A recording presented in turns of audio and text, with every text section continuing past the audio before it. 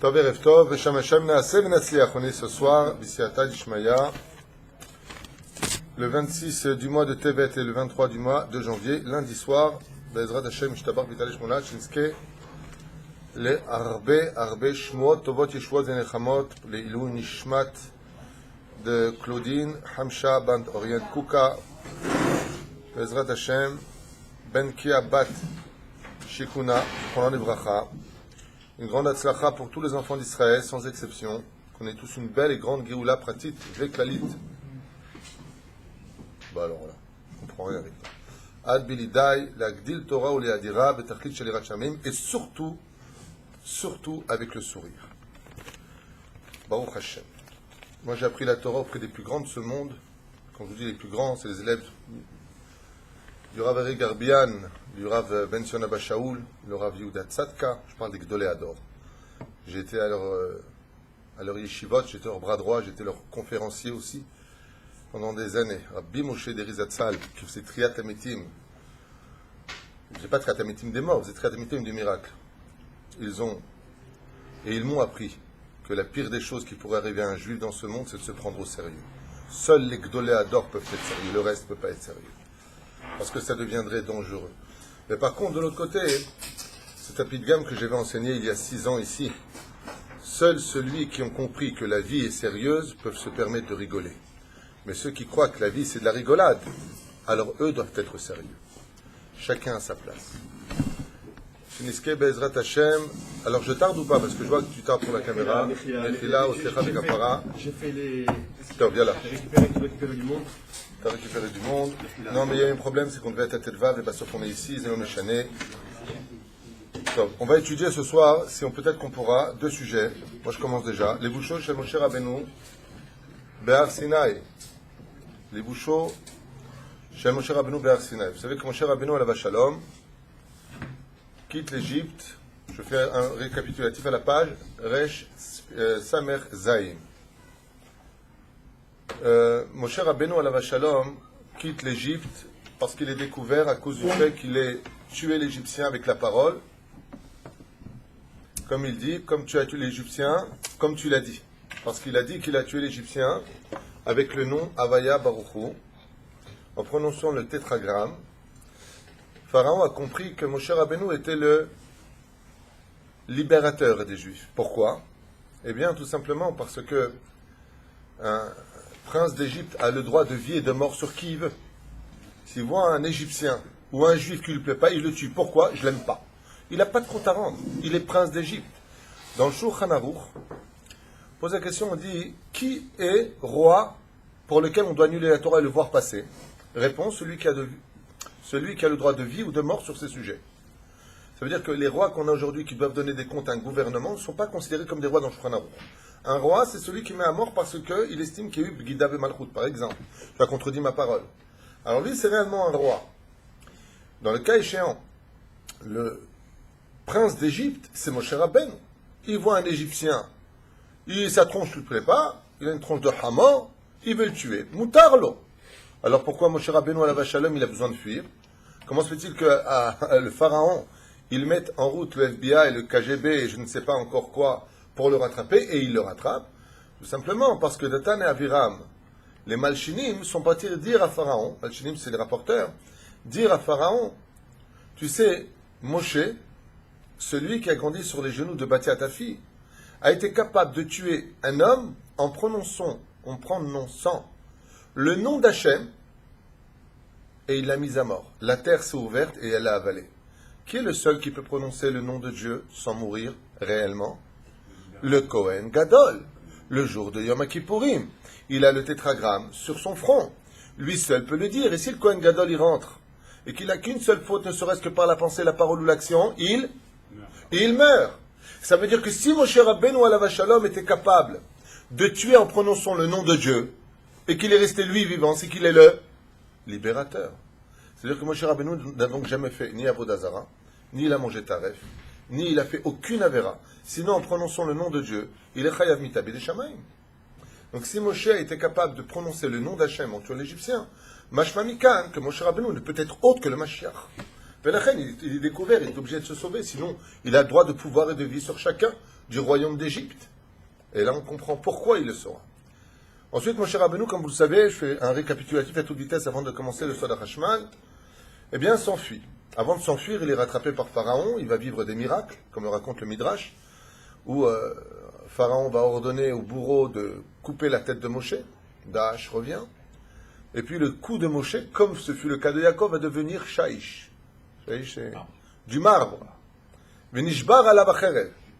Ensuite, il demande de prendre une autre épée, de le transpercer. Mais là, il n'entend plus le bourreau. Ensuite, il ne voit plus le bourreau. Il ne le voit pas.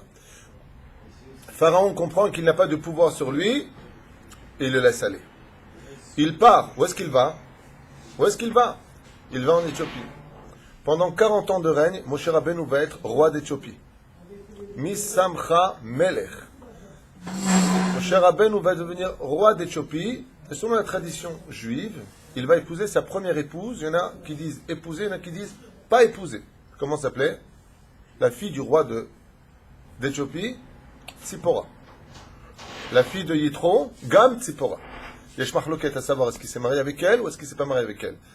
Solution finale, tradition juive, Midrashim, il ne s'est pas marié avec elle.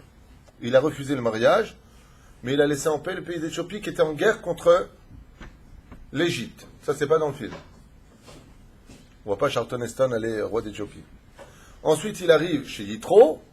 Yitro voit que c'est une embrouille, qu'il fuit Pharaon, ne veut pas prendre de risque et il le jette dans un puits profond de plus de 20 mètres. Donc Moshe va passer combien de temps dans ce puits? 10 ans. 10 ans jeté dans un puits. Yosef a fait 12 ans de prison. Sachez que Moshe lui aussi va faire 10 ans de prison. Jeté par Yitro. Vous savez ça? Eh bien, tu vois, tu m'as fait venir. Une fois qu'il a écoulé ces 10 années, le temps que le peuple d'Israël de son côté ait fini d'épurger sa peine en Égypte, pour des raisons qu'on a déjà expliquées à maintes reprises, résultat des courses, Moshe Rabbeinu est remonté grâce à Tzipora. Rentre dans la tente de Yitro, mange du pain, il invite à épouser sa fille Tzipora, et d'un coup il devient berger, comme tous les grands d'Israël qui étaient bergers. En traversant les déserts, il arrive au pied du Har Sinaï, et là-bas, sur ce même lieu, il a un mouton, ou un veau, on ne sait pas exactement, un veau chez Abraham, on dit que c'est un mouton chez Moshe, selon le Midrash, tradition juive, qui se barre. Il se barre, pourquoi? Parce qu'il a soif. Et ce mouton ne va pas cesser de courir, une brebis, peu importe comment ça s'appelle. Et Moshe Rabbeinu va lui courir derrière. Il va lui courir. Il ne fait pas des grands pas parce qu'il est déjà haut de taille. Et puis, quand il va courir rattraper le mouton, il va voir que c'était juste pour boire un peu d'eau. Et là, à ce moment-là où nous, on lui aurait bien mis un coup de latte au mouton pour nous avoir fait courir autant de kilomètres dans le désert, Moshe Rabbeinu caresse le mouton ou la brebis et lui dit, c'est parce que tu avais soif, j'aurais dû y penser avant. Non seulement il a la patience, mais il a du kavsrout pour les animaux. Dieu, à ce moment-là, le choisit en tant que leader du peuple juif. Car si tu es capable d'avoir de la pitié pour des animaux, à plus forte raison que tu en auras pour les humains. C'est un kal vachomer. Chez les nations du monde, on a vu le contraire. On a vu qu'ils n'avaient pas de pitié pour les humains, la Shoah, mais on a vu qu'ils avaient vachement de pitié pour leurs chiens. Je ne sais pas si vous vous rappelez de ce qui s'est passé pendant la Shoah, mais les animaux, la SPA, ils étaient au garde à vous avec eux, mais les humains, dans les fours crématoires. Ils marchent main bezechram. Dans le judaïsme, c'est le contraire. Si tu es capable d'avoir de la pitié pour Kalvachomer, pour un juif. Alors il y a un sné, il y a un boer, comment dire, un sné qui est boer ve'eno uchal. Il y a un buisson qui se consume, qui apparaît, mais qui ne se consume pas. Il brûle, oh, c'est le mot brûle qui me manquait. Voilà. Et Moshe Rabbeinu mitanien baiser. Mazé mitanien, il trouve le mar'é méchouné. Il trouve que c'est bizarre de voir un buisson qui brûle. Ça pourrait être un feu follet. Vous savez, il y a des choses qui se passent dans la nature. Et il vient, il s'en approche. D'un coup, Akadosh Baruch Hu dit à Moshe Rabbeinu, Shal et na'alecha, retire tes chaussures car la terre sur laquelle tu marches est une terre qui est sainte. Il y a énormément d'explications à ce verset-là. Le Zohar qui de son côté, comme on l'a expliqué Shabbat Kodesh, qui dit que Dieu lui demande de sortir de son corps, car le corps est appelé Na'al, comme le rappelle le livre Nefesh HaChaim de Rabbi Chaim. Comment il s'appelle, Nefesh HaChaim? Donc j'ai oublié son nom. L'élève du Gaon de Vilna, non? Mais Vologine, Rabbi Chaim Vologine. Nefesh Chaim. Il ramène là-bas le Zohar Kadosh qui dit que Dieu lui a demandé de sortir de son corps parce qu'il va s'élever vers les sphères célestes. Et puis de l'autre côté, il y a le Pérouge du Rav Yonah Metzger, qui était donc c'est un grand rabbin d'Israël, qui rapporte un très beau midrash et qui dit à mon cher Rabbeinu que pour être capable de juger le peuple d'Israël, il faut être capable de passer par toutes ces épreuves. C'est-à-dire que si tu veux aider quelqu'un qui a été trahi par sa femme, si tu veux vraiment l'aider, si tu veux vraiment le consoler, il faut que toi aussi tu uses tes preuves. Si tu veux vraiment consoler quelqu'un qui a perdu un fils, lo alenu velo alechem, il faut que tu passes par cette épreuve. Si tu veux vraiment aider les pauvres, dit le Ben Ishraï, il faut que tu aies goûté à ce que c'est de manger du pain dur et un peu d'eau. Mais si toute ta vie tu as vécu en tant que prince d'Égypte, tu ne peux pas comprendre réellement ce que vit le peuple d'Israël. C'est ce que nous dit la Mishnah. Al tadun et traverecha ad sheta'amod bimkomo. En aucun cas tu pourras juger l'autre tant que tu ne t'es pas tenu à sa place à lui. Souvent on parle de nos enfants, nous, nos parents, jamais on ne les regardait pas dans les yeux, on ne leur répondait pas. Mais est-ce qu'on a vécu en 2017 ce que vive la jeunesse? C'est plus la même expérience, c'est plus les mêmes données. La reine, zélo pachout. Imaginez que maintenant je vous rende... Allez, Jean-Marc, je te rends tes 18 ans en 2017. Tu serais comme ça aujourd'hui? C'est risqué à dire, je n'en sais rien. À l'époque des Bee Gees, c'était moins risqué. Aujourd'hui, c'est très risqué parce que tout se trouve dans un petit appareil maudit qu'on appelle le téléphone portable. Zélo pachout. C'est pas facile d'avoir tout à portée de main pour tomber très bas ou pour s'élever très haut. Mais le choix entre le mal et le bien, vous le savez mieux que tout le monde, c'est plus facile de faire du bien ou de faire du mal. C'est plus facile de faire du mal. C'est plus facile de fauter que de faire des mitzvot. Donc il y a beaucoup plus de risques en cela. C'est pour ça qu'il y a la mahloket Hillel et Shammai qui dit dans la Gemara, il aurait été préférable que l'homme ne soit jamais créé, mais maintenant qu'il est créé, alors il est créé. Pourquoi? Parce que les risques sont trop grands. Donc, on ferme cette parenthèse. Donc Hachem, il dit à Moshe Rabbeinu, maintenant que tu marches avec des sandales qui sont épaisses, il est évident que tu ne peux pas ressentir ce que les Hébreux, eux, ressentent tous les jours.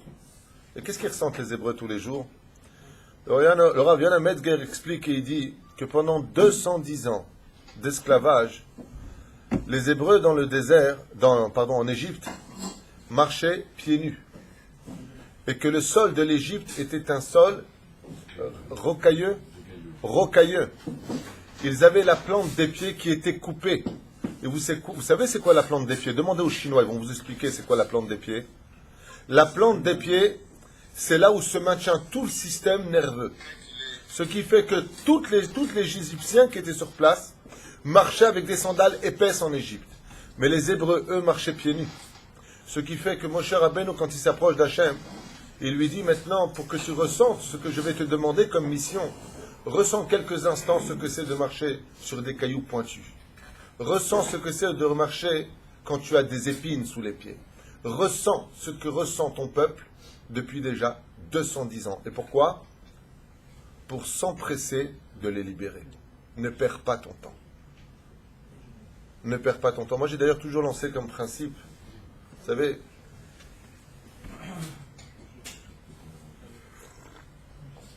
je me suis fait un café, j'ai pas mis de sucrasite. Là, il se sent. Laisse, Shema Israël. Je voudrais vous dire quelque chose. Des fois, tu reçois un coup de fil et la personne te dit, écoute, je suis vraiment à la panime, il faut absolument 1000 shekels. Tu dis, bon, ok, je vais voir ce que je peux faire. Puis tu raccroches. Il est juste 5 heures de l'après-midi. À toi, à 6 heures, tu as l'argent. Et qu'est-ce que tu fais? Tu commets une erreur fatale. Tu dis, bon, demain matin, je le vois, je lui donne. Seulement, ce qui va se passer, c'est que de 5 heures de l'après-midi jusqu'au lendemain, combien d'heures vont s'écouler? 14 heures? 14 heures d'inquiétude que tu aurais pu lui éviter si tu avais pris le téléphone et lui dit, c'est bon, je ne t'inquiète pas, demain tu les as. Soulage l'autre dès que tu sais que tu peux le soulager. Je peux me permettre une parenthèse importante? Je peux me permettre? Cet après-midi, au bureau, en présence d'ailleurs de Asher Cohen Avraham Sebag Ayakar, j'ai reçu des messages de gens sur mes cours. Grâce à Dieu, il y a près de 100 000 personnes qui regardent les cours par mois. Total à elle, 100 000 personnes par mois, c'est énorme, avec tous les réseaux sociaux. J'ai distribué à 93, à droite et à gauche. Et je tiens à dire que je ne travaille pas pour moi, je suis simplement content de recevoir toute la journée des mails de Chosrim Bitshuva Shlema. J'ai reçu aujourd'hui 2 goïms qui veulent se convertir au judaïsme de Belgique. J'étais goïm.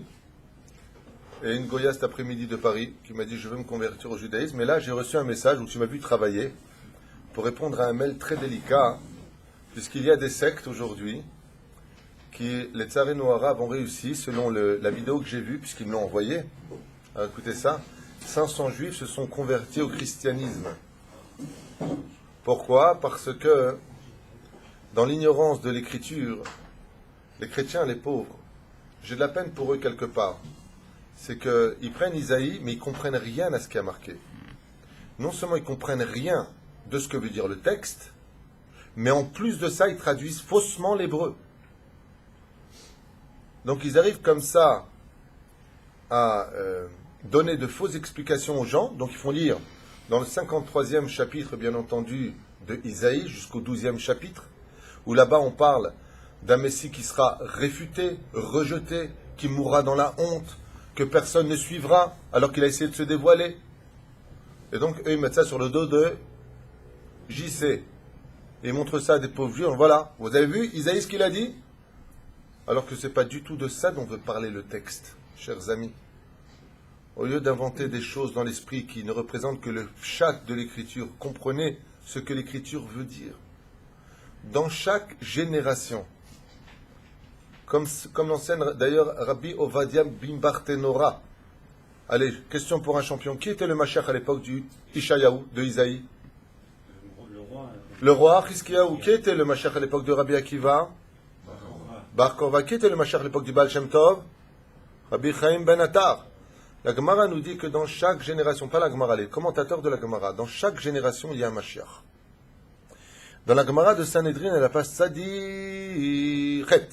Imani Lotoé. Tzadichet, 98 Amoud Aleph. Il y a marqué là-bas à propos de Rabbi Yoshua ben Levi, qu'il demande à rencontrer le Melech HaMashiach. Il lui dit, il est aux portes d'Édom. Il va là-bas, il le voit en train de panser ses plaies.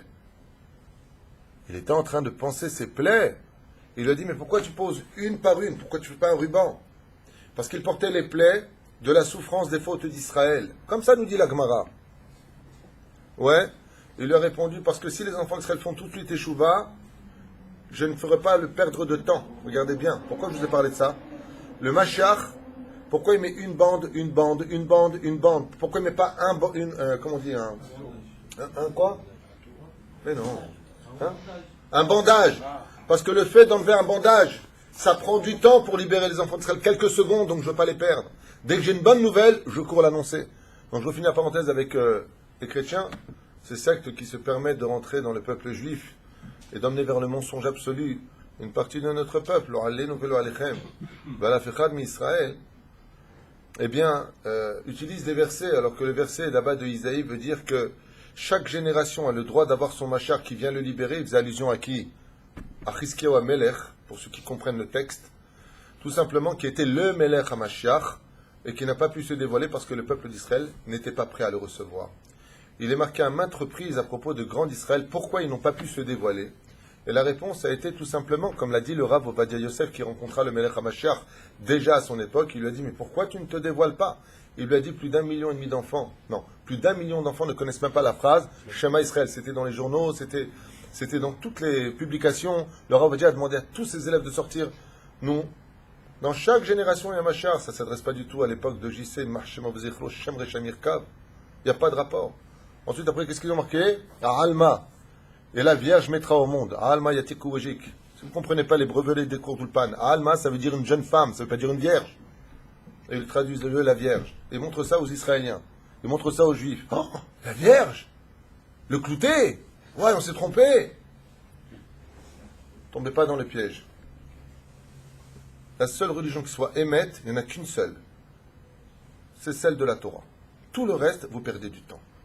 Et celui qui vous en parle, c'est celui qui a fait les églises, je le reconnais, j'ai été à l'église petit, j'ai étudié le christianisme et j'ai étudié l'islam. Balour, Zé à Emet. Zé à Emet. Ne perdez pas de temps. Donc s'il y a des gens qui avaient des suspicions sur ce domaine-là, faites-moi confiance, ne perdez surtout pas de temps. Surtout pas. Je referme cette parenthèse. Le Zohar nous dit, Patach oto zaken ve'amar ve'yavo Moshe betoché Anan. Donc Akadosh Baruch Hu, il lui dit, Moshe Rabbeinu, retire tes chaussures pour que tu ressentes maintenant la douleur de ce que ressent ton peuple.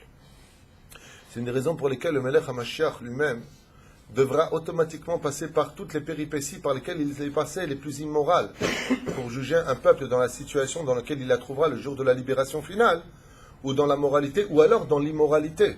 Okulo zakai, okulo zachayav. Ou il sera obligé de tout, ou il sera obligé de rien. D'accord ? C'est comme ça que c'est marqué dans la Gemara. O dor shekulo zakai, o dor shekulo chayav. Ou on est tous innocents, ou tous tzadikim.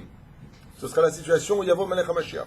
Si on est tous innocents, et si on est tous chayav, comment il peut nous juger si il y en a qui viennent d'inceste, il y en a qui viennent de ceci ou de cela? C'est pour ça que Mashiach il passe par Sodome et Gomorre, Lot. Il passe par la conversion, Ruth à Moavia.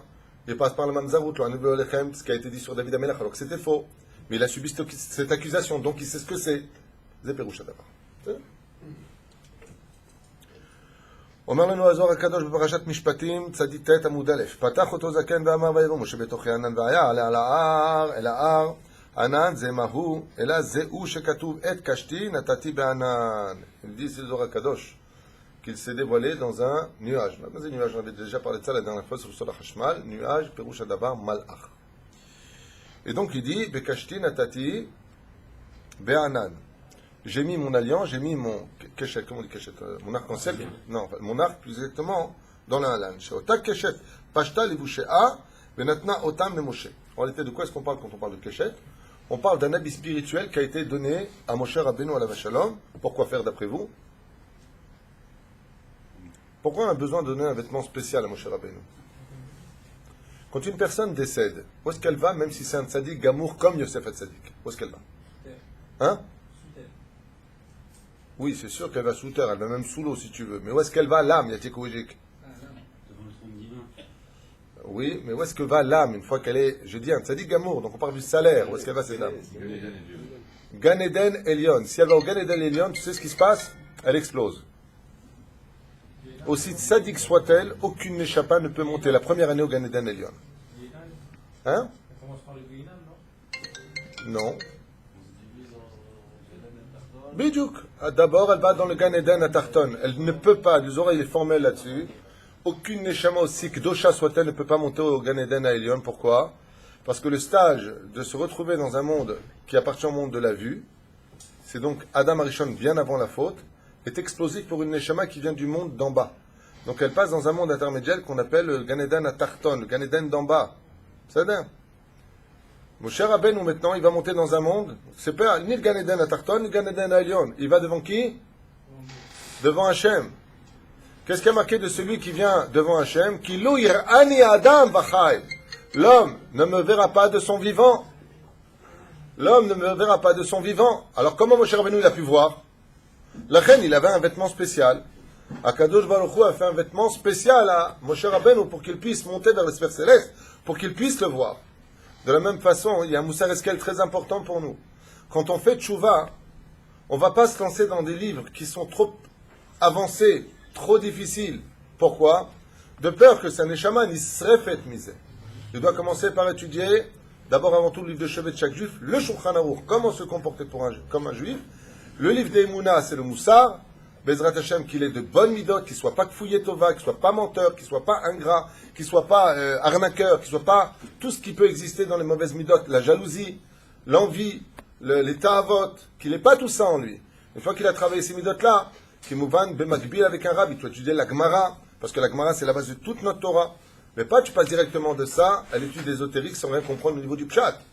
Et la reine, chez Da Parashat Shavua, qui connaît c'est quoi la parasha de la semaine? Moshe Rabbeinu alav shalom, il connaît déjà toute la Torah. Et la reine, הוא הגיע לדרגת פנים אל פנים. מה זה פנים אל פנים? אומרים חז"ל, פנים זה מלשון פנימיות. Quand on parle de visage face à face, Dieu n'a pas de visage, c'est une image. Mais on parle du mot pnimiyut, c'est-à-dire que la tzidkout de Moshe Rabbeinu est un tel degré que son âme et son corps ne font qu'un. C'est l'équilibre de tous les problèmes psychologiques de cette génération. Vous savez pourquoi il y a autant de divorces dans les couples et autant de problèmes dans la société? Parce que l'âme de nos corps ont divorcé. Un homme qui va bien dans sa vie, un homme qui est normal dans sa tête, c'est un homme où l'âme et le corps ne font qu'un. Tovli imaneshama sheli, tovli imagouf sheli.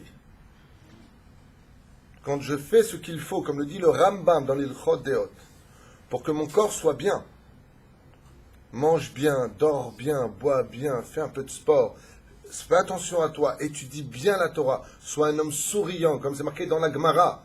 À jamais un homme devra montrer ses dents, c'est-à-dire toujours souriant dans la vie, toujours agréable dans la vie, sois pas un remède dans la vie des gens. Ze perush hadavar chez Zenikra, ish shemashlim et atzmo. C'est un homme qui complète son intériorité. Mais la reine, Moshe Rabbeinu, il est digne de ça. Qui encore a eu un vêtement spécial pour monter en haut? Il y a eu plusieurs, hein, je vous le dis. Vous devriez vous battre pour les noms. Et il y a eu un avis Zachor Letor, Yafé Meod. Qui encore? Chanor, Yafé Meod. Miod. Batia Bat Paro, Yafé Miod. Elisha, Gamken. Miod, un très connu, qui est monté de corps et d'âme, dans Gan Eden. זה מחלוקת, אני לא זוכר אותו. כן, יש בזה משהו, נכון. היה רבי יהושע בן לוי. אבל הוא גם היה איתו. בסדר. אז il y a Rabbi Yehoshua ben Levi, de la ville de Loud, dans la Gemara. Lui aussi, il est monté de corps et d'âme dans le monde d'en haut. Mais il a besoin d'un lévouche.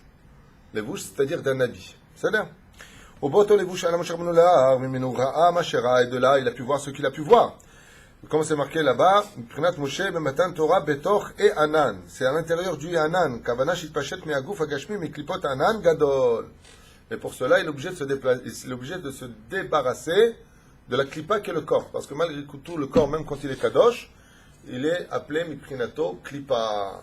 C'est pour ça qu'il est impératif de se débarrasser du serpent de chaque enfant quand il vient au monde. C'est quoi le serpent de chacun? Comment s'appelle la orla, il y a fait meod. La orla, on coupe à l'enfant, c'est une primate narchakalmon. Tov, le sham là-bas chez Lyon, va aller mal avec il lui a il dit pareil, il a eu qui c'est qui a eu le même vêtement que Moshe Rabbeinu, et là on a vu Zachor Tov. Et nous sommes pachet me'agouf agashmi biklipat ruach sahara, pour monter dans un vent violent, je sais pas comment on peut le traduire. ושם התלבש בלבוש אחר ועלה למעלה ונראה דעזור הקדוש מרמז שמשה רבנו התלבש בלבוש החשמל כמו אדם הראשון. Et de quel vêtement Moshe Rabbeinu il a pu s'investir pour pouvoir recevoir la Torah? Du vêtement d'Adam Arishon. Et c'était quoi ce vêtement d'Adam Arishon? C'est quoi ce vêtement qu'il avait? Alpi Midrash, on parle de l'ongle. C'est recouvert d'ongle. Ah ben, c'est pas de ça qu'on parle. Keren or. Alors Keren, c'est bon parce que ça rappelle ça. Aval. Maou alevou shanachon or aganouz. La lumière du premier jour. Et kodem achet. על ידי לבוש זה עלה למעלה לקבל תורה, לבאר לקמן מממה חשמל, מהקשת אי חשמל. Selon le darga de Moshe Rabbeinu alav Hashem qui était prince d'Égypte, il a fallu qu'il se débarrasse de toutes les ta'avot. Quelles sont les trois ta'avot principales? Ta'avot, c'est les envies principales qu'un homme se doit de dégager de sa vie pour être capable de servir Hashem. Vous les connaissez? Ces trois choses-là, s'il les a pas en travail tous les jours de sa vie, en aucun cas il peut servir Hashem. Il peut servir Hashem, mais il restera en bas de l'échelle. C'est Dieu qui voit comment il veut diriger son monde. On a besoin d'une place de puzzle partout où il est. Il y a des gens qui vont faire toute la journée un peu de teilim. Ils ont leur place dans le monde. Va servir Hashem, mamash, mamash. Comment on fait? Il y a trois choses. Et ces trois choses-là se trouvent dans le corps. Aleph, achila. Bet, mishgal. Gimel, kesef. Je répète en français. S'il est capable, exactement. S'il est capable de surmonter la nourriture, s'il est capable de surmonter les envies sexuelles, c'est-à-dire que même avec son épouse, et trois, l'argent. Kesef, l'argent. C'est-à-dire, il va faire comme le Hafetz Chaim, il travaillera la journée juste de quoi se nourrir. J'ai de quoi manger, j'arrête. Pourquoi? Qui m'a dit que demain je vais vivre? J'ai de quoi manger, ma femme a mangé, les enfants ont mangé, j'ai payé l'électricité, le truc, j'arrête. S'il est mis prinadze, il est mis ta'aleh bedarga gvoa meod. Il peut monter extrêmement haut dans l'étude de la Torah. Si ce n'est pas le cas, il ne pourra pas s'élever très haut. Il peut s'élever un peu. Une femme tout à l'heure qui m'a écrit quelque chose de sympathique. Elle me dit, Shalom Rav Tutu, on regarde vos cours, machin truc chouette, très bien. Si moi je veux pousser mon mari, que Dieu la bénisse, si je pousse mon mari a travaillé énormément pour soutenir d'Avrechim, c'est tov ou le tov? Je trouvais ça mignon. Je le pousse à travailler vachement, comme ça il a beaucoup plus d'argent selon elle. Est-ce que c'est bien ou pas bien? Donc j'en profite pour faire un kiddush Hashem de sa question. Et qu'est-ce que vous lui aurez répondu, vous? Moi, je lui ai dit oui. Oui. Et que dis à ton mari qu'il utilise encore plus, qu'il prenne des études sur lui. Non, alors, t'as pas compris la question. Toi, tu veux le beurre et l'argent du beurre. Non, la question qu'a posée cette dame, c'est, après le cours qu'on a fait il y a 2 jours sur le sujet, la question c'était, est-ce que c'est bien si je pousse mon mari à travailler encore beaucoup plus, pour que comme ça je puisse soutenir encore plus d'Avrechim? Je l'ai fait, Shimon Azvulun Ve'Issachar, c'est le cours qu'on a fait. Alors je lui ai dit, bon, c'est pas la question qu'elle pose, je vais pas l'embrouiller la pauvre. Tu lui fais un cours comme ça, j'ai rien compris. Alors je lui ai dit, Nachon, Zemoutar à la condition que le matin il étudie, que le soir il étudie. Non, c'est pas ce qu'il a dit exactement. Si il étudie le matin, non, Zad Shuvah Shal Shulchan Aruch. Afilou Shemachzik Ben Obdei Torah, il est marqué dans le premier chapitre de Yoshua ben Nun, Pasuk Chet, Vatakit Abo Yomam Valayla. Tu te devras d'étudier la Torah jour et nuit. Que ce soit Zvulun, soit Issachar, Chayav Belamut Torah. Chayav Belamut Torah. Kavata Itim la Torah, Nasata Venatata Be'emuna, Tzipita Leishua, Pilpalta Batorah, Evanta Davantor Davar. Il y a des questions qui sont posées le jour où on parle de ce monde. Irzak Tilom de Torah, Kol Kavod, Ata. La Mata Torah. Comment tu veux qu'un homme il aille travailler s'il n'a pas étudié les lois de Rochen Mishpat? Vous vous rendez compte ce que c'est d'aller travailler dans le monde professionnel si tu n'as pas étudié les lois du vol, de la parole, du patron, de l'ouvrier, du sakrir, de comment payer une personne. Vous vous rendez compte ce que ça veut dire? Comment tu veux ça? Une personne, elle a un stylo dans son bureau, il le prend pour écrire un mot, c'est pas son stylo, c'est Gazel Gamour. Comment tu veux que cette personne-là, elle n'évite des avérotes si elle ne connaît pas les lois? Elle est obligée de les étudier. Donc, va t'aguer mon là. Si elle étudie le matin, et elle étudie le soir, et elle va travailler pour l'article de Torah, Alav Ne'emar, Bereshit bara Elokim et Hashamayim, ve'et haaretz. Qui c'est qui dit ça? C'est pas moi, c'est qui dit ça? C'est Keati. Premier pérouge de Masechet Avot, qui dit Ubeze oset atzmo shutafo shel HaKadosh Baruch Hu bema'aseh Bereshit. Comme ça dit le livre. Top. Il devient l'associé d'Hachem dans la création du monde, aussi bien pour construire le monde que pour soutenir l'étude de la Torah. Donc, madame, si votre mari va travailler plus pour soutenir la Torah, son salaire et le vôtre est incommensurable à la condition où lui-même étudie quand même le matin et le soir. Ken? C'est vous qui avez enseigné que peu importe le travail, la parnassa. Bon, toi, tu fais comme Eric Tuitou, tu te la ramènes, et tu dis ce que moi j'ai dit. Moi, d'abord, je n'ai rien dit parce que je n'ai rien à dire. En ce qui me concerne, je n'ai rien à vendre personnellement. Le Messilat Yesharim et tous les livres de Moussar, y compris le Rav Dessler, expliquent qu'il n'y a aucun rapport entre le fait de travailler et le fait de gagner sa vie. Tu peux demander à des gens qui travaillent toute la journée, ça ne veut pas dire que vous gagnez de l'oseille. La parnassa dépend essentiellement, comme l'enseigne la Gemara, et surtout le Zohar, essentiellement du Mazal. Hein? Il ne travaille pas plus, ça sert à rien. T'as vu Trump travailler, toi? C'est à quoi de travailler plus? Parce que la parnassa, elle est décrétée à Rosh Hashanah. Regardez, Rabota, vous allez m'emmener vers un monde qui n'est pas l'étude d'aujourd'hui, c'est pas un cours sur la parnassa. Juste que vous sachiez, la parnassa dépend de 2 choses. La Gemara, elle dit, lo talou b'maaseh, la talou b'mazal. Et la Gemara dans Ta'anit, Bedafbet, Amoudbet, nous dit, la parnassa, elle est uniquement dans les mains de Dieu, elle n'est pas entre tes mains. En aucun cas, tu peux toucher la parnassa. En davar kazé. Veyesh omrim, maftach parnassa, mezonotav shel adam, miktsouim lo, ve'ezrat Hashem, mirosh Hashanah v'ad Rosh Hashanah. Tout le lien de la parnassa, c'est le méchané. Alors, à quoi ça sert de travailler? Travailler, c'est un tikkun, yatikouijik. Pourquoi on travaille? Ah bah, le fait de travailler, je peux te dire que je connais dans mon métier, puisque je suis yoetz, des dizaines de personnes qui travaillent, qui viennent me voir, ils font pas une thune, ils ont des dettes. Et j'en connais d'autres qui travaillent 2 heures par jour, bien enara, ils ramassent avec des sacs poubelles. C'est l'okashur. Le fait de dire à ton fils, tu as des diplômes, tu vas réussir dans la vie, c'est... J'ai entendu ça à la radio, je m'excuse de vous le dire. 7000 académailles sont au chômage en Israël. Académailles, c'est les hautes études. Ils sont au chômage. Baruch Hashem, c'est un des pays où il y a le moins de chômeurs, derrière Hagav. Il y a beaucoup de travail en Israël. Ah bah, c'est pas parce que tu as des diplômes que tu réussiras dans la vie. Ça aide, c'est sûr que ça aide. Parce que c'est la ishtadlout à faire, c'est tout. Ah bah, le chutz misé, d'Afka, toutes les fortunes que moi j'ai connues personnellement en voyageant dans tous les pays, c'est des gens qui n'ont pratiquement jamais été à l'école, qui ne savaient même pas parler. sur le chèque. Je parle de mon père. Mon père n'a jamais été à l'école, que Dieu repose son âme.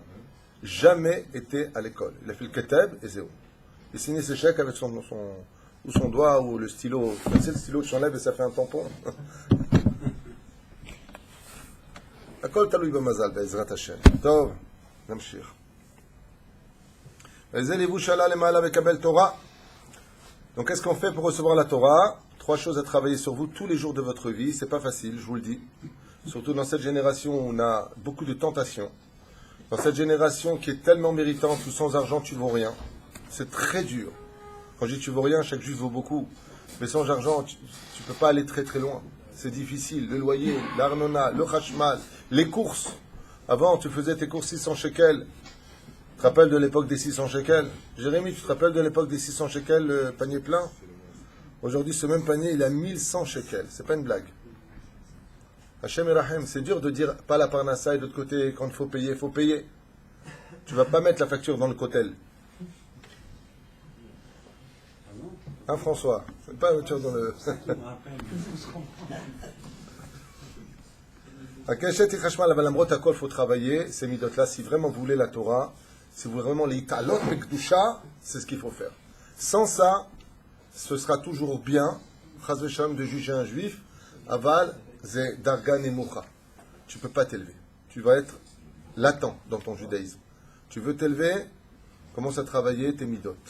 Commence à travailler tes ta'avot. Moins tu manges, moins tu vas, moins tu fais, mais attention, Kedat Moshe Israël, Mizvat Ona'a, Mizvat Peria Verivia. C'est là. Yalla. שאותה קשת פשטה ועליהם נתנה אותם למשה, ובאותו לבוש עלה משה רבנו להר, וכן כתוב היה משה בהר 3 פעמים 40 יום. Combien de fois Moshe nous dit ici, il est monté au Har Sinaï pendant 40 jours et 40 nuits? Combien de fois il est monté? 3 fois 40 jours. Moshe Rabbeinu n'est pas monté 40 jours et 40 nuits les Zéou. Il est monté 40 jours et 40 nuits, et après il est redescendu. Il est remonté 40 jours et 40 nuits, et il est redescendu. Après il est remonté 40 jours et 40 nuits, et il est redescendu. Hein? Et pourtant, Moshe Rabbeinu, selon la Gemara, était extrêmement obèse. Dans la Gemara, il était tellement gros, Moshe Rabbeinu, qu'il avait une poche de graisse dans le cou, tellement épaisse que les gens disaient, punaise, mais il doit prendre notre oseille pour se nourrir autant. Le moti shemra des gens de l'époque. Il était extrême, pas comme dans le film. Mamash Wahad tunisien. Ok? Quoi? C'est comme? Moshe Rabbeinu était extrêmement obèse parce qu'il avait besoin de kochot pour pouvoir enseigner la Torah toute la journée. Sache que Moshe Rabbeinu ne connaissait pas le sommeil, et afin de laisser son estomac constamment agir en conséquence, il se nourrissait pour avoir la force. Moi j'ai connu un rave, je te dis la vérité, je suis parti le voir parce que je voyais énormément manger à Jérusalem. Je lui ai posé la question, Vodara Michila, Batil ilmod Torah. Je suis venu apprendre la Torah. Parce qu'il faut savoir comment parler avec un rave. Pas dire comme ça, dis-moi, tu bouffes. C'est honteux. Tu bouffes. Batil ilmod Torah, je lui ai dit, comme il a dit Touvia. Touvia, c'était le serviteur cananéen de Rabban Shimon ben Gamiel, Maseret Brachot. Et quand il est parti faire l'amour à sa femme, il s'est caché sous le lit. Rabban Shimon ben Gamiel a dit, chérie, je crois qu'on n'est pas 2. On est 4. Il dit, qui c'est? Shrina, toi, moi et quelqu'un dessous. Il a regardé comme ça, il a vu son élève, Touvia, être tzaddik. Elle va être cananéen. Touvia, il y a tzaddik. Il lui a dit, Mata osepo, l'ilmot Torah bati. Il lui a dit comme ça, Gemara, je suis venu voir comment on fait l'amour quand on est tzaddik. Kachaya Gemara Meret. Torah bati l'ilmod. Ani lo edea. Nous les Cananéens, on fait l'amour. Comment on fait? Bati l'ilmod. Quand t'es mort, son. Pardon, c'est pas Touvia, c'est ta vie. Autant pour moi, j'ai un problème. Ta vie, Avdo. Kachmura Bagmara. Lo kishara avadim, ta vie, Avdi. Il n'était pas comme les autres. Quand il est mort, Rabban Shimon ben Gamiel a porté le deuil pendant 7 jours. Pour son élève. Évêque cananéen. Ta vie, Avdo, il y a tzaddik et sodola.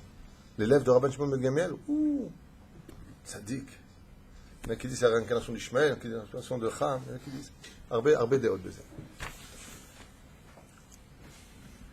Je vais poser la question, je lui dis, Kebodo, lama ta ochel arbe? Il m'a dit, j'ai besoin de beaucoup d'énergie. Je dis, lama? Il m'a dit, j'enseigne toute la journée, cette yeshiva, cette yeshiva, cette yeshiva. Et la nuit, je fais le kollel de la nuit. Le matin, je dors dans le bus une demi-heure, il n'a pas de voiture. Ensuite, je reviens, je refais, je repars. Et j'ai besoin d'énergie, parce que je me vis des énergies. Car Hayagam Ken Bet Tunis, en Tunisie, avec les sages de Tunis, quand le Hida est arrivé, ils avaient mangé comme Obélix. Comme ça, un quart de... Non, il n'est même pas marqué un quart, il a marqué un demi, comment on appelle ça agneau. Il mange un demi-agneau. Il leur a dit, vous mangez comme ça. Toute la nuit, ils étudiaient la Torah debout. Ils faisaient Perush Hadavar. Sheim Adam Ochel Eshem Shamayim. Vous connaissez cette histoire de ce... Comment il s'appelait? J'ai oublié ce grand tzaddik qui avait vu dans les rêves qu'un boucher serait sa Habruta Le'atid Lavo. Alors il a une remède comme ça, quand il s'est réveillé, il a dit l'instant, un tzaddik comme moi, je vais être Habruta dans le monde futur avec un boucher. Alors il est parti voir le boucher. Il est arrivé dans la ville, comme dans le rêve. Il lui a dit, tu es le boucher un tel? Il lui a dit oui. Il lui a dit, ah bon? Il a dit, Wahad. Quand il marche, il se déplace. Il lui a dit, tu es un grand Torah? Il lui a dit, pas du tout. Pas un Torah? Pas un peu de Gemara? Petit peu. Un petit peu ou petit peu? T'as fini 3 fois le chasse? Peut-être une demi-masechet. On lui a dit, je t'ai pas parlé des œufs. La Gemara, Mishnah, Parashat la semaine. Il lui a dit, je vais le Shabbat. Il s'est mis à pleurer. Il a levé les yeux vers le ciel, Ribono Shel Olam.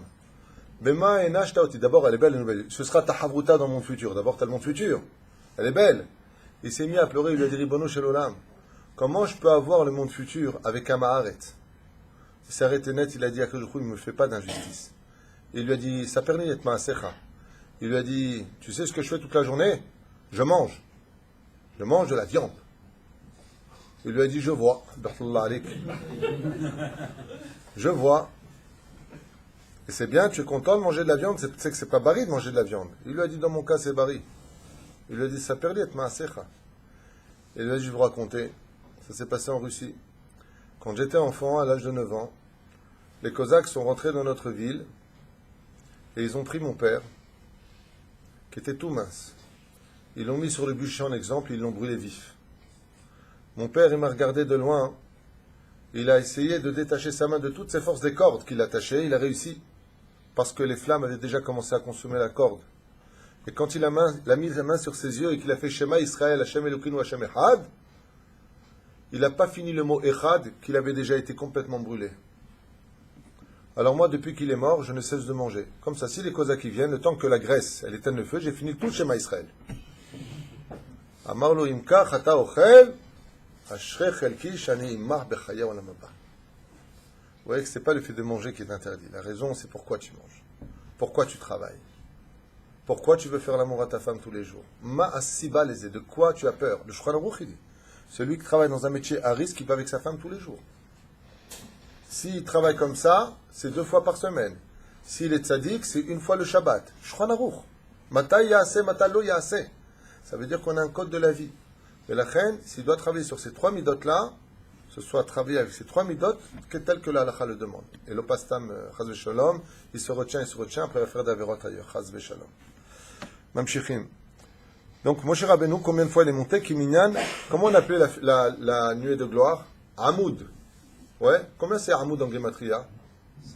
120 Gematria, Hamoud. Hamoud et Anan, pour être capable d'arriver jusqu'en haut du Hamoud, la reine, ala shalosh pe'amim arba'im yom. 40 plus 40 plus 40 égale 120. C'est pour ça que Moshe Rabbeinu a vécu exactement Mea ve'esrim shana. C'est une des raisons pour lesquelles ça se trouve dans le Mamar de pourquoi Moshe est né circoncis. Aval bon namshich po. שזה היה במספר שנותיו של משה רבנו שהם 120 שנה, וכן כתוב, ויקח השם אלוקים את האדם, וינחו בגן עדן, gematria קשת. Et c'est pour ça qu'il y a marqué là-bas qu'il a mis dans le Gan Eden. Là-bas, pourquoi on l'a mis dans le Gan Eden? Parce que là-bas, on reçoit un vêtement, keshet. C'est gematria keshet. Le Ramesh Adam Arishon Zacha beGan Eden, Bamouche Chashmal, Shem Prinat Keshet. Et c'est une des raisons pour lesquelles l'homme devra le plus s'inquiéter de pratiquer toutes les mitzvot de la Torah. Comme ça le rappelle le Sefer Yetzira. Ma Perush Adavar, toutes les mitzvot de la Torah, Chaque mitzvah des 613 mitzvahs de la Torah et les 7 des Rabbanan qui ont été rajoutés à Asher Kedeshanu, Mitzvotav et Tzivanu, Netilat Yadayim, le Dikner Shel Shabbat, sur le Hallel, V'chen al Zaderech, sont des mitzvot qui correspondent en réalité, al pi Kabbalah, aux vêtements qui attendent chaque juif à la fin de sa vie. C'est-à-dire que si tu rates une mitzvah de la Torah, tu risquerais d'avoir une veste sans les manches, ou une veste sans le col. Chaque mitzvah que nous faisons, ça s'appelle Levush la Adam. Je posais la question à Rav Neria, chez M. Hayou. Hier, j'étais avec le Rav Neria, qui vous fait chazan en ce moment à Tête Vav, et je lui ai dit, en lui parlant, je lui ai dit, c'est quoi ces 8 talitotes que tu as sur toi? 8 tzitzit katan. Lama ta osedze? Et il m'a dit, écoute, le tzitzit, il équivaut aux 613 mitzvot de la Torah. Chaque seconde où tu le portes sur toi, tu fais une mitzvah tassé d'oraita. Si tu as un vêtement avec 4 coins et que tu as des tzitzit, tu fais mitzvah tassé d'oraita. Moi, je ne veux pas être bête, comme ça m'a dit. Si pour un talit, je fais toutes les secondes 613 mitzvot, alors si j'en mets 8, je suis dit chazak. Je trouve ça magnifique. C'est comme si je te dis, voilà, il y a 1000 shekels à prendre, mais si tu veux, il y a 8000. Tu prends quoi? Et c'est ce qu'il m'a dit. Ben moi, je prends 8000. Et il m'a dit, toi, t'en as combien? Je lui dis 1. Il m'a dit, t'as 1000. Je lui ai dit, je fais ce que je veux. Vous savez ce que j'ai répondu? Je lui ai répondu comme ça. Je lui ai dit un dîne qui s'appelle Yohara. Si mon rave il met 1, qui je suis moi pour mettre 2? Il m'a dit, je vais demander à ton rave, toi, si tu peux mettre 8. Il est parti. Miamar Khalasot. Le din Yohara, ça veut dire ne fais pas ce que tes maîtres n'ont pas fait. Si tes rabbanim ils l'ont pas fait, qui tu es toi pour le faire? Voilà, Yesh anashim kacha shoavim, be'ezrat Hashem, kol achad u'mazalo. Elohim Adam yanichum began Eden, et c'est ce que je voulais vous dire, et ce soir c'est très important de l'entendre, puisque vous savez qu'il y a marqué Anachash aya arum, tout ce que veut le Nachash, c'est rendre l'homme sans vêtements. Sans vêtements. Si les jeunes filles écoutent ce que je dis maintenant, ou les femmes mariées, à plus forte raison, écoutent ce que je dis maintenant, si j'ai un conseil à vous donner plus que tout au monde, c'est de vous habiller le plus tsanoua possible de toute votre vie durant. Parce que le vêtement que vous mettez sur terre, c'est ce qu'on vous mettra après la mort. Et c'est avec ça qu'on vous emmènera devant le trône divin. C'est pas une klala, c'est pas une malédiction. C'est un enseignement des sages. Et les sages savent ce qu'ils disent. Mashelovesh Adam ba'olamazé, une femme qui sort en short, sachez qu'on l'amène en short devant le tribunal d'en haut. Vous imaginez la honte que ça représente? La reine Tiechachama. Mieux vaut prendre sur toi 70 ans d'effort dans ce monde pour avoir une félicité éternelle dans la gloire et le visage propre que de te retrouver dans une situation extrêmement difficile et délicate. La reine, comme le dit mon épouse, que Dieu la bénisse, quand une femme a du mal à s'habiller de sa noix, qu'elle commence doucement, doucement. Elle le fait le lundi et le jeudi. Et ça marche. Toutes les filles qui ont essayé de faire comme ça, elles ont essayé, le pantalon, ils l'ont enlevé, elles ont mis la jupe longue, lundi, jeudi, aujourd'hui, elles ont la jupe toute la semaine. Vous verrez traglou. Beaucoup d'exemples on a eu comme ça. Si tu ne peux pas 2 fois par semaine, au moins 1 fois par semaine. Et si tu ne peux pas 1 fois par semaine, au moins le Shabbat Kodesh. Et le Kissou, si tu ne peux pas la semaine parce que tu as Rasra, je ne sais pas quoi, au moins le Shabbat Kodesh. Fais un effort. Fais un effort que ça te porte du mérite, parce que tout le problème de la fin de ta vie, homme comme femme, c'est que vous allez être inquiet d'une chose, c'est qu'avant qu'on vous monte en haut, on vous mette le vêtement. Et les vêtements, comment ils s'acquièrent? Avec les Torah ou Mitzvot ou Maasim Tovim. Torah ou Mitzvot ou Maasim Tovim. Sachez-le. Ce que je vous enseigne, c'est marqué noir sur blanc dans le Sefer Yetzira d'Avraham Avinu. C'est pas de moi. Yesh la Adam levush ruchani. Vemalbishim oto lifne kisei hakavod. C'est Bagmara meod yadua. Il y a une femme, lo alin velo alechem, qui travaillait dans une ville d'Israël. Et les Chachamim à Yerushalayim, ils ont rêvé du vêtement de cette femme et de son mari. Ils sont partis les voir et leur ont dit, on a fait un rêve sur vous. Tous ensemble. Tous ensemble, le même rêve sur une personne, le rêve qui vient des autres, multiplié par 3 Chachamim, c'est un message de Dieu. C'était quoi le rêve, François? Tu sais c'était quoi le rêve? Ils lui ont dit, on a vu votre vêtement qui vous attend à la fin des temps, on peut vous dire que vous êtes des grandes tzadikim. Ah, et alors? Il dit, le seul problème, c'est qu'il n'y a pas de tsabaron. Il n'y a pas le col. Alors la femme, elle a dit, mais pourtant, on fait tout. On donne de la tzedaka, on aide les gens. Mon mari fait 3 prières par jour. il va au collège étudier le matin. Moi, je suis très tsanoua. Les rabbanim lui ont dit, cherchez chez vous ce qui ne va pas. Malgré tout ce que vous faites, il manque quelque chose. Qu'est-ce qu'a fait la femme? Elle a dit à son mari, ok, j'ai compris. Tu vas me vendre. Je vais te vendre, pourquoi faire? J'ai de l'oseille avec ce que je vends. Avant, quand tu n'avais pas d'argent, ça paraît débile ce que je vais dire, tu pouvais vendre tes enfants pendant 1 mois, 2 mois, travailler chez quelqu'un. Ça se passait comme ça avant. Aujourd'hui, c'est l'esclave noir, c'est de l'esclavage, c'est quoi cette histoire? Vas-y, tu vends tes enfants, ça n'a pas ta tête? Avant, c'est comme ça. En Tunisie, à l'époque de ma mère, je ne vais pas parler des dinosaures, quand Fritnel n'avait pas d'enfants, la voisine qui avait eu 10 enfants, elle lui donnait un enfant. Bon, t'as pas, prends un enfant. Moi, c'est des choses que je ne comprendrais jamais, mais ça se passait. Les choses ont évolué. Pas forcément dans le bon sens, mais ça a quand même évolué. Qu'est-ce qu'elle dit? Elle lui dit, voilà, tu vas me vendre, et avec l'argent de la vente, tu vas soutenir les Talmidei Chachamim. Si apparemment, j'ai pas fait d'effort assez, parce que par exemple, on a de l'argent pour soutenir, regardez ce qu'elle lui a dit, sa femme. Vends-moi chez un Adon, que je sois servante chez lui, comme ça, avec la somme d'argent, tu prends la somme d'argent, tu vas soutenir la Torah. Et c'est ce qu'il a fait là. Il est parti, et sur la volonté de sa femme, il a vendu à un maître qui avait besoin d'une femme de ménage. Et voilà que les jours commencent à passer, et l'homme commence à se poser des questions. Qu'est-ce qu'il fait? Il se déguise. Qu'il farsane Lupin. Il va la voir, parce qu'il étudie un Mahamar de la Torah qui dit que les femmes sont faciles de changer l'esprit. Elles ont datan kala, je sais pas comment dire en français, d'esprit fragile, je sais pas. Hein? Léger. Facile à... Je vais recevoir des messages demain. Quel léger? Je vais me faire déchirer encore. Hein? Influençable. Éphémérode. Voilà, là, ça va passer. Influençable, Kali. Ouais. Qu'est-ce qu'il a fait lui? Il a fait un nez comme ça, il a fait des yeux, il a fait les oreilles un peu plus longues, il a mis une perruque, il s'est habillé de façon complètement différente, il a laissé un peu sa barbe pousser plus que d'habitude, tu ne le reconnaissais pas. Et il est venu la voir là-bas, et il a commencé à lui faire t'as de beaux yeux, tu sais, t'habites loin de chez toi, t'es né à quel âge? Toutes les questions. Il était en train de la draguer. Et lui a dit, tu sais, j'ai beaucoup d'argent, si ça t'intéresse, on peut peut-être parler. Elle lui a dit, Khalila vechas milahato, je suis une femme mariée, vous n'avez pas honte, partez d'ici immédiatement. Sinon, jure-le. Quand il a vu ça, le mari qui était déguisé, il a enlevé son vêtement, il s'est dévoilé à sa femme, et ils se sont mis à pleurer tous les deux. Et Ribono Shalolam, il raconte que cet effort et cette humiliation qu'on a pris sur nous donne le srout d'avoir complété notre vêtement. Ce que je vous dis, c'est un mamar de la Gemara. Quand ils sont revenus chez eux tout de suite après cette expérience, qui les attendait à la maison? Les Rachami. Ils leur ont dit, on a refait un rêve. Qu'est-ce qu'il y a? Il dit, le col de votre vêtement dans le monde futur, il est sur place. Ils sont remontés dans ce monde. La reine, même la Gemara, elle nous dit que les Rachami ont rêvé du vêtement qui attache chacun de nous. Parce que, vous savez pourquoi? C'est d'ailleurs un truc marrant. Vous savez pourquoi on déshabille le mort? Parce qu'on le rabrie après la mort. Les goïms, pourquoi on les habille quand ils meurent? Parce qu'ils n'ont pas de vêtements après la mort. Alors les juifs, étant donné qu'ils ont un vêtement qui les attend après la mort, la reine, quand tu mets un vêtement, tu enlèves ta veste pour mettre une autre veste.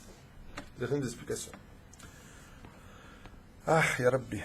Et cette Torah yafa yashlanu. Ah, ma Rabbi, que je croyez que vous allez mourir et après c'est fini, dans un trou vous dormez, Hjani et Diwan. Hjani et Diwan. La vie elle continue, la vraie vie elle continue d'afka après la mort. Ici c'est pour l'instant le combat. Après c'est la vraie vie. Des mondes qui n'en finissent pas, des couleurs, des musiques, du kavod, de la Torah, des mitzvot, qui sont là en train de t'entourer. Pas que tu as à faire, on ne fait pas de mitzvot en haut. Mais tu vois la vraie valeur de la Torah, des lettres qui te parlent. Tu vois des tzadikim qui montent, tu vois des anges de toutes parts. Un monde que l'esprit humain ne pourra jamais imaginer, quoi qu'on lui offre. Tellement le salaire est beau, tellement la vie après la mort peut être belle. La Torah, quand quelqu'un meurt, nous parle plus longtemps de l'endroit où il va être enterré que de ce qu'il a fait de sa vie. Vous avez remarqué ça ou pas? מהו בצל ידי כסיתך אמר לו בשעה שנמסרה התורה למשה באו כמה רבות מלאכי העליונים לסחוף אותו שלוות פיהם עד שחיפה עליו הקדוש ברוך הוא au moment où Moshe Rabbeinu est monté avec ce vêtement pour empêcher les anges de le brûler. Comment on appelle les anges dans le monde d'en haut? Les Séraphim. Ça veut dire quoi le mot les séraphim? Les brûleurs. Les chalumeaux. Les séraphim. Donc vous comprenez pourquoi il faut avoir des vêtements? Les vêtements anti-feu. Omer kacha bechashmal betzel gematria amoud. Betzel a dit kisiticha. Betzel a dit je t'ai couvert avec l'ombre de ma main. Atzel al chashmal hamakif. Il a couvert autour de lui. Et pourquoi ils ont voulu tuer Moshe? Akadosh Baruch Hu, il invite Moshe Rabbeinu. Pourquoi les anges ils veulent tuer Moshe? Je ne sais pas si vous comprenez. Imaginez que le roi invite une personne. La personne rentre avec le roi. Les serviteurs ils vont tuer l'invité. Vous avez une explication? Hein? Il n'est pas à sa place. Mais Dieu, il fait ce qu'il veut. Dieu, il dit, viens chez moi. Il vient chez moi, moi. Ashrecha shatamuzman lehaye olam haba. Combien de fois c'est marqué? Dieu, il invite directement carte spéciale pour rêver olam haba. Mayesh. Lama lo. Nous tsapuri lama. D'après vous, s'il vous plaît, dites-moi pourquoi, d'après vous, les anges, ils voient que Dieu, il invite Moshe Rabbeinu à venir en haut, shalatna alecha kalmat kodesh ata omed. Il lui dit maintenant, mais ce vêtement, il monte dans le ciel et les anges veulent le tuer. Pourquoi? Vous avez peur peut-être que Moshe dépasse les anges. Il n'y a pas besoin de ça. Les anges savent qu'ils viennent du monde de la Yetzira et les hommes viennent du monde de la Beria. On est au-dessus de toute façon et peu importe le niveau qu'on a. Le niveau des âmes, des âmes juives vient du monde supérieur des anges. On est automatiquement au-dessus des anges. Même un fauteur est au-dessus des anges parce que les anges n'ont pas le prix rachofshit que nous avons. C'est facile de rester fidèle à Dieu quand on le voit toute la journée. Mais quand Dieu est dans ta émouna, dans ton cœur, et que tu ne le vois pas, c'est beaucoup plus difficile de rester fidèle. Donc même quand on est rachat, on a plus de srout que les anges. C'est pour ça que le mot malach, en hébreu, quand tu le mets panim el panim, prends le mot malach, ange, mets-le sur un miroir, et ça te fait quoi en face? Kloum. On voit la différence. Kalam, ça veut dire rien. Aval, pourquoi? Raison très simple. De qui vient Moshe Rabbeinu? Yocheved et Amram. De quelle union il vient? D'un deuxième mariage. Jusque-là, ça va ou ça va pas? Ça va. Mais ce deuxième mariage, il est problématique. Et alors? C'est pas une Cohen. Oh. Tout simplement, parce que dans le monde d'en haut, la Avera ne peut pas monter en aucun cas. Pourquoi ceux qui ont d'Averot ont du mal à s'élever? Pourquoi il faut que les enfants ils fassent tout de suite le Kaddish? Parce que le Kaddish, il nettoie vite l'Averot du père ou de la mère quand il meurt. Pourquoi c'est si important de ne jamais rater le Kaddish de ses parents, de celui qui est décédé? Jamais. C'est une éponge mouillée qui efface et qui permet à l'âme de s'élever très très vite vers le monde d'en haut. Si les gens savaient c'est quoi le Kaddish, personne ne rate le Kaddish. D'une importance, d'une ma'ala yetera. J'ai fait un cours sur le Kaddish il y a 3 ans qui est sur le site. Mais autre que d'aille de regarder les enseignements de ce cours qui sont vraiment prenants alpi Kabbalah, puisqu'on le fait aussi sur le Ben Ishraï à l'époque. Techef Tavinu. Yocheved, elle a divorcé de son mari. Ouais. Mais quand elle a divorcé, elle était d'accord ou pas d'accord avec sa fille? Elle était d'accord avec sa fille. Ce qui fait qu'elle s'est mariée avec un autre homme. Avec un autre homme, elle est tombée enceinte de 2 enfants. Qui s'appellent comment? Eldad et Medad. Qui sont les enfants de qui? De Yocheved. Une fois qu'elle a divorcé de son mari qui lui a donné Eldad ou Medad, Myriam est partie la chercher et l'a ramenée chez son papa. Alpi Torah, est-ce qu'une femme qui a divorcé de son mari, qui s'est remariée, peut revenir vers son premier mari? Zisur deoraita. C'est un interdit de la Torah. Oh, toi tu donnes déjà le tiroutz et la réponse. Ma tiroutz. Zelifne matan Torah. C'est ce que va répondre Moshe pour se défendre. Mais les anges, eux, ils n'acceptent pas de donner la Torah dans un kéli qui vient lui-même d'un Issour de Oraïta. La naissance de Moshe est un interdit de la Torah. Le plus grand juif de l'histoire, Moshe Rabbeinu, vient d'une union strictement interdite à la Torah. Puisque Yocheved est tombée enceinte de lui après avoir été déjà mariée, divorcée pour revenir vers son premier mari. Chose que la Torah nous interdit formellement. Et le tirout, c'est Lokasha, qui l'ifne matan Torah ya. Mais dans le monde d'en haut, est-ce que la Torah, il y a avant et il y a après? Non. C'est pour ça qu'ils veulent tuer Moshe. Ils voient Moshe comme un bogued, comme un traître de la Torah en disant, d'accord, mais le roi il te fait rentrer, mais chez nous tu ne peux pas rentrer. Pourquoi? Parce que les anges sont Kanaïm. Mazé Kanaïm, ils sont jaloux de la force de l'homme. C'est juste comme ça pour comprendre un peu ce qui s'est passé dans le ciel au moment du don de la Torah. Veratsul, ils sortent faux, et c'est pour ça que tout le Inyan, il va leur dire pourquoi vous mettez les tefilines, vous faites ceci, vous faites cela, vous êtes sortis du pays d'Égypte, vous avez un père et une mère. Et les anges, pourquoi ils ne répondent pas à ce moment-là? Il dit, mais qu'est-ce que tu parles, toi? Toi-même, tu viens d'un interdit de la Torah. Mata medaber, amarta vazilishne matan Torah. C'est pour ça que maintenant, je veux la faire descendre, cette Torah. Si Moshe n'avait pas pris la Torah pour la faire descendre et la donner de façon officielle, alors c'était toujours la Torah officieuse et Moshe aurait été en porte-à-faux malgré tout. La reine, il fallait donner une date et un événement pour pouvoir me dire avant et après. Si l'événement n'a pas lieu, il n'y a pas de avant, il n'y a pas d'après. Donc Moshe ici, il est dans quel monde? Ni avant ni après. La reine, les anges veulent le tuer. Ça, vous saurez pourquoi. Salut. J'ai bientôt fini. Qu'est-ce que ça veut dire quand on dit Yoshev Beseter Elyon? Il s'est assis, d'accord, dans la cachette du monde d'en haut. Betzel Shaddai, dans l'ombre de Shin Dalet Yud, on peut le repenser, Itlonan. מדבר על משה ומבאר וכמן במאמר חמה חשמל שינה, שכתוב זה מרמז על החשמל הנקרא צל שדי, וישכון כבוד השם על הר סיני ויחסו בענן ששת ימים. Et ainsi donc, Akadosh Hu, qu'est-ce qu'il a fait? Mechassé al Peshaab. Il a mis le nuage. Le nuage, dans le judaïsme, représente le chesed.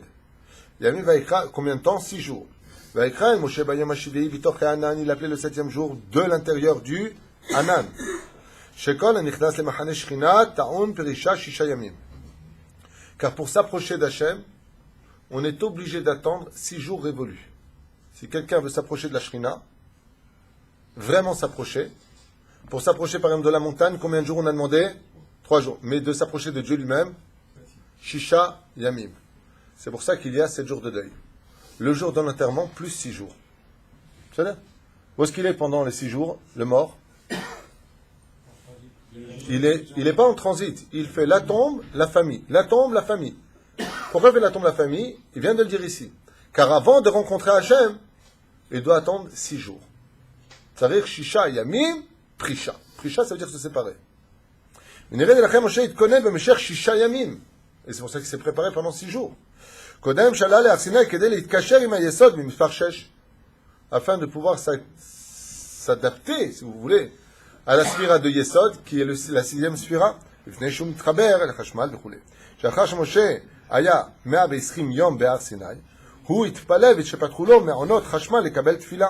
וזה נרמז בזה שכתוב, אתה אכילותה להראות את עבדך שהוא מ"ט. Bon, ça, c'est un peu trop profond. Il faudrait comprendre d'abord qui est Memtet, qui représente l'ange du Kesher de la Sitra Hara dans le monde d'en haut, qui est relié à la Brit Mila, pour comprendre ce qu'il veut dire ici, qui est un très long sujet.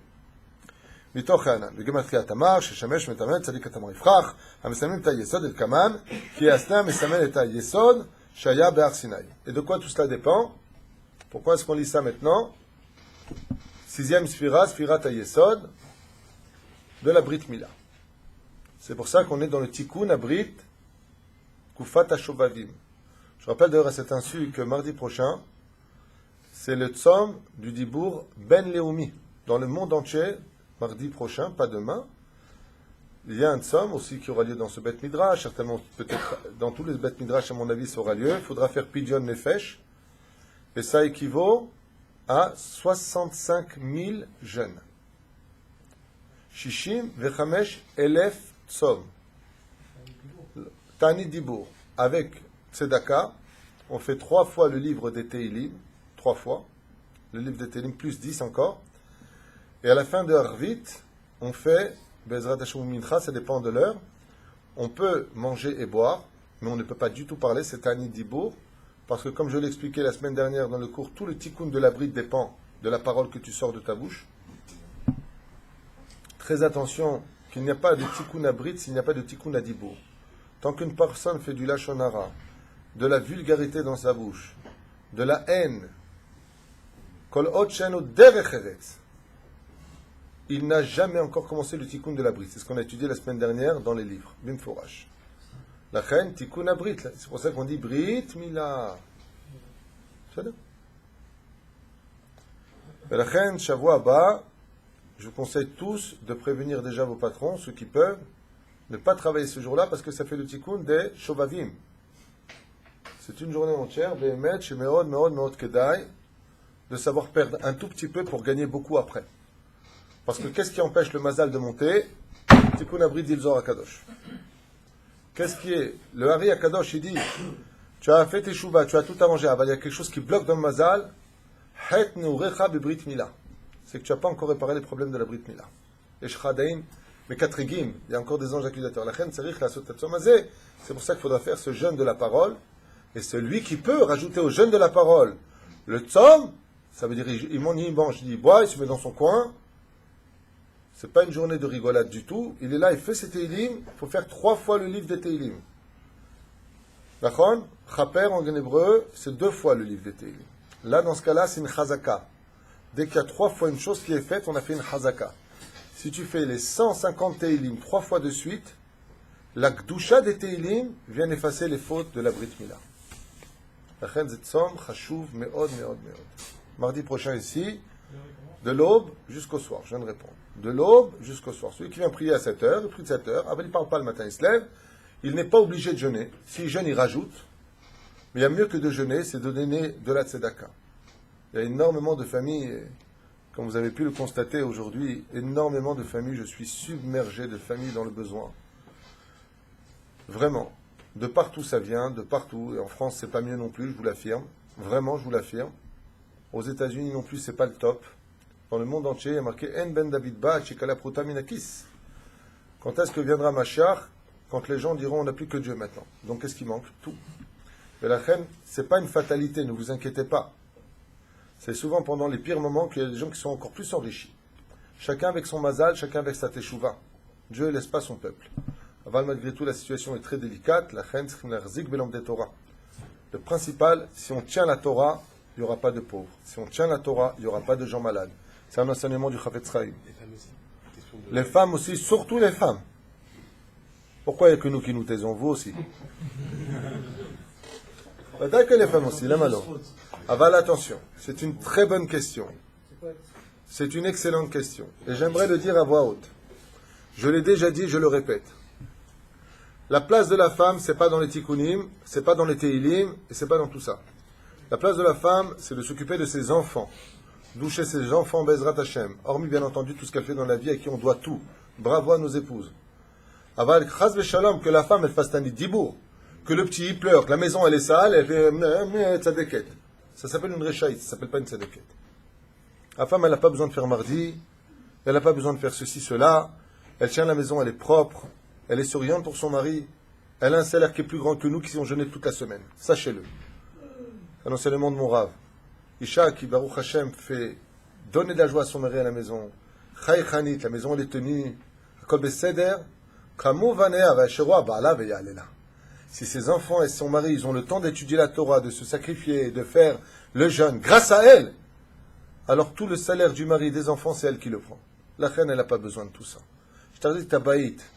Les femmes, elles font les teilim, font la prière, elles font le tikkun de machin, elles font le tikkun taras, tikkun de ce que tu veux. La maison, les fichal, les enfants, c'est Torah, c'est l'autre Torah. C'est l'autre Torah, mais vous plaisantez, c'est pas Torah. Après Baba Salé, il n'y a pas Mama Salé. On n'a pas besoin de ça. La femme, c'est pas son truc à elle. La femme, elle étudie avec son mari, elle peut aller à des cours de Torah Bezrat Hashem, comme on l'a vu à l'époque de Rabbi Meir Balanes. Isha tzra lachzik ba'it tova. Elle a fini sa maison. La maison, elle est propre, elle est nickel. Son mari, il est content. Elle dit à Hachem, voilà, c'était mon tikkun. Bémet magi ale akol. Si maintenant, les enfants, ils sont mariés, et qu'elle a le temps de le faire, t'avo la bracha. Mais on ne fait pas une mitzvah sur le dos d'une avera. Ça n'est. C'est pas où je suis là-bas. Le mari, il rentre, chérie, on mange pas ce soir? La boule. Faites attention, je vous le promets. Attachez-vous à un rave. Faites pas des choses. Quelqu'un aujourd'hui est venu me voir et m'a dit je jeûne lundi et jeudi. J'ai qu'un souhait, je lui ai dit Mechila, tu as demandé à ton rave si tu pouvais jeûner aujourd'hui? Il m'a dit Mechila, je dois jeûner aujourd'hui. Je lui ai dit moi je jeûne pas. Pourquoi tu jeûnes? Qui t'a dit de jeûner? Miamar lechalatsoum. Arrête, tu travailles. Est-ce que ton patron il est d'accord que tu sois faible pour travailler? Est-ce que tu as demandé l'autorisation à ton patron de lui donner moins d'efficacité dans le travail? Tu sais que c'est du gazelle. Le Rav Ovadia dit on ne jeûne pas de nos jours. On est trop faible. Ten Sedaka. Ou alors tu fais le jeûne de la parole.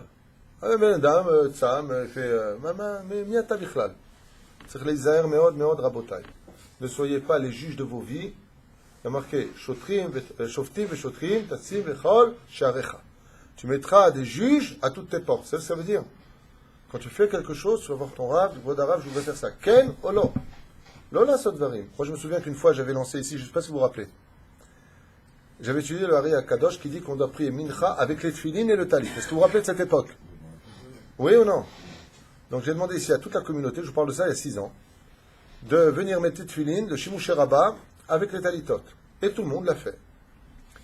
J'en ai parlé à mon rab, il m'a dit, viens me voir. Je suis allé le voir, il m'a dit, je t'ai dit oui, moi.